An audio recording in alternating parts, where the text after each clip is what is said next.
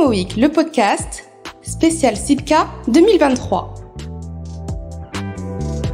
Benoît Paru, bonjour. Bonjour. En tant que président de Emmerich, vous êtes venu présenter ici au SIPCA une conférence sur la transformation, la réhabilitation du présent pour construire un futur durable. Avec vous, avec Emmerich, on est totalement aujourd'hui sur le sujet de la rénovation et de la réhabilitation. On est totalement engagé parce que c'est notre histoire, tout simplement. Ça fait 30 ans qu'on fait ça. Emmerich, avant, s'appelait Transimmeuble. Pour transformation d'immeubles. Donc c'est vraiment la culture d'Emmerich. C'est aussi la géographie d'Emmerich. On est principalement sur Paris, sur l'Île-de-France. Donc évidemment, aujourd'hui, nous sommes d'ores et déjà ZAN.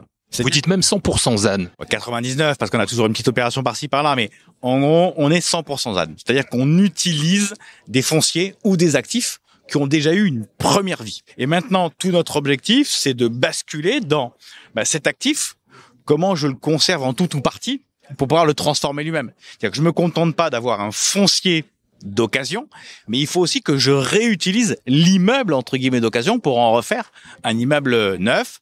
Notre objectif en la matière, c'est 25% de nos opérations en réhab sur l'année 2030.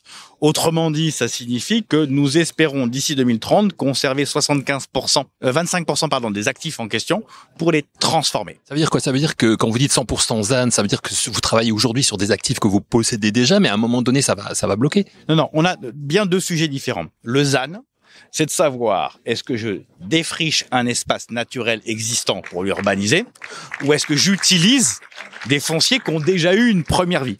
C'est bien le foncier dont on parle. Ça, on est 100% ZAN. Il y a un deuxième sujet. Sur ce foncier déjà existant, dans beaucoup de cas, je vais avoir un immeuble dessus. Aujourd'hui, ce qu'on fait principalement, c'est je rase l'immeuble et je reconstruis un immeuble neuf.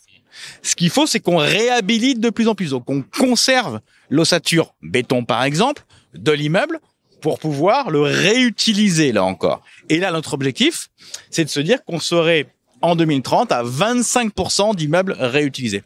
On ne pourra pas toujours le faire. Et ce sera pas toujours souhaitable, d'ailleurs, de conserver l'immeuble. Parce que vous pourrez, peut-être, si on fait du neuf, densifier un peu. Donc, récupérer du mètre carré en utilisant peu de mètres carrés de foncier disponible. Donc, en gros, 100% ZAD, 25% en réhabilitation. Et c'est un coût supplémentaire. La question vous a été posée dans la salle. Alors oui, c'est un coût supplémentaire. Bien évidemment, c'est un coût supplémentaire parce que la réhabilitation coûte plus cher. Et la réhabilitation réserve des surprises. Surprises de fondation, surprises d'immeubles. Donc, on a souvent effectivement un risque dans ces opérations de réhabilitation, c'est que, en gros, un promoteur, il aime bien connaître son risque. Tout le monde aime connaître son risque.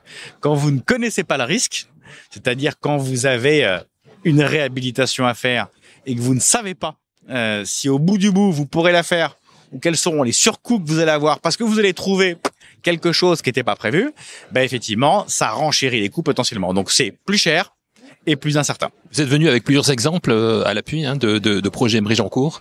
Je pense à Poste-Wagram ou Morland Mixité également. Oui, on a une dizaine d'opérations qui ont été livrées ou qui sont en cours. Donc, on se contente pas d'avoir un immeuble pour la plaquette RSE qu'on mettra en visuel. On a essayé de montrer qu'effectivement pour nous c'était quelque chose de plus massif, de plus habituel, et que c'était pas simplement une fois parmi d'autres qu'on allait faire une réhab parce qu'on l'aurait imposé dans un concours quelconque. Et puis on a présenté effectivement à l'occasion de cette conférence peut-être 3 opérations plus en détail.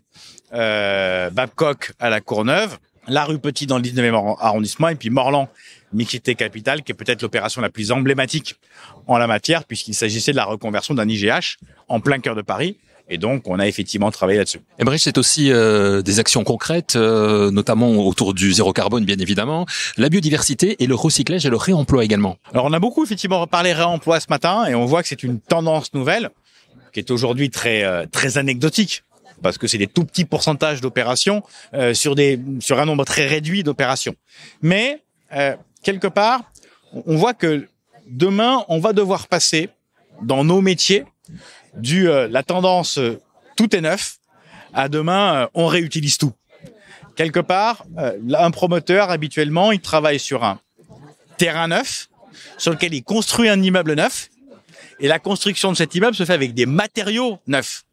Demain, on va utiliser un terrain d'occasion avec un immeuble d'occasion qu'on va reconvertir et on va de plus en plus essayer d'utiliser ce qu'on appelle le réemploi, donc des matériaux d'occasion pour leur donner une seconde vie. Et effectivement, on a présenté dans le cadre des programmes qu'on évoquait ce matin, notamment un programme à la Courneuve, Babcock, que j'ai cité tout à l'heure, sur lequel on va réutiliser des briques en reconditionnant ces briques pour les réutiliser dans les nouvelles constructions. On connaît votre passion pour tout ce qui concerne le logement, la construction.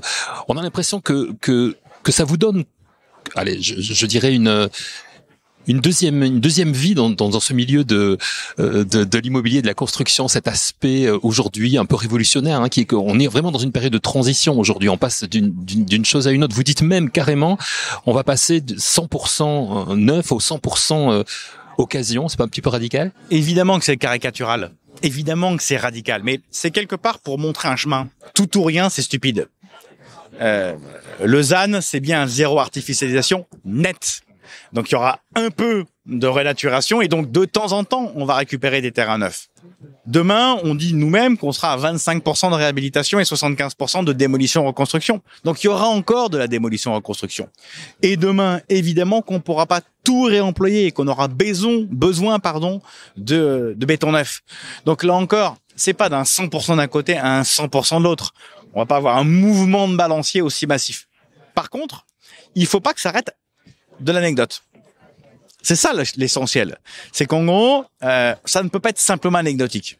Le ZAN ne sera pas anecdotique, c'est certain. La réhab ne sera pas anecdotique. Faisons en sorte que le réemploi de matériaux déjà existants ne soit pas anecdotique. Pour terminer, Benoît Apparu, je m'adresse plutôt à l'ancien ministre du Logement que vous êtes. Le secteur immobilier se sent délaissé, on peut le dire, par le gouvernement actuellement. Est-ce que vous partagez ce sentiment? J'ai toujours beaucoup de mal à juger un gouvernement en place, notamment sur le logement, parce que je trouve toujours assez inconsidéré qu'un ancien ministre critique d'une façon ou d'une autre ses successeurs. Aujourd'hui, nous sommes dans une crise d'une profondeur probablement rarement vue. Certains disent, et là encore sans tomber dans une caricature ni dans un catastrophisme, que c'est probablement la crise la plus grave depuis, il y avait un article dans les Échos ce matin, je crois, depuis la fin de la Seconde Guerre mondiale. Je ne sais pas si c'est vrai, l'histoire nous le dira. Mais en tout cas, on est dans une crise d'une violence et d'une rapidité absolument dingue. Et oui, il y a besoin d'avoir des pouvoirs publics qui entendent cette forme de cri d'alarme, entre guillemets, des promoteurs immobiliers notamment.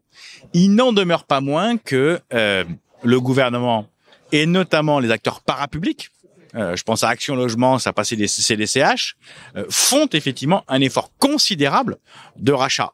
Maintenant, ce qu'il nous faut, c'est effectivement des outils de relance pour pas que la commande future s'effondre.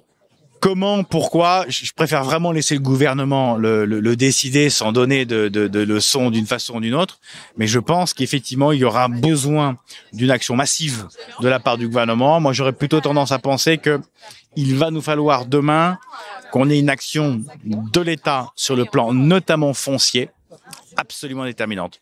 Et pour ma part, je plaide pour qu'on puisse surdoter financièrement les établissements publics fonciers pour préparer les terrains dont on aura besoin demain. On a dit qu'ils seraient plus coûteux et je suis intimement convaincu que cette matière première absolument indispensable à toute activité immobilière et même à toute activité de vie qui s'appelle le sol, elle doit pour partie avoir une maîtrise publique et que demain, on ait un État peut-être beaucoup plus présent via ces outils existants, les EPF, en la matière. Comment l'expert que vous êtes voit la fin de cette crise? Quand? Vous avez une idée?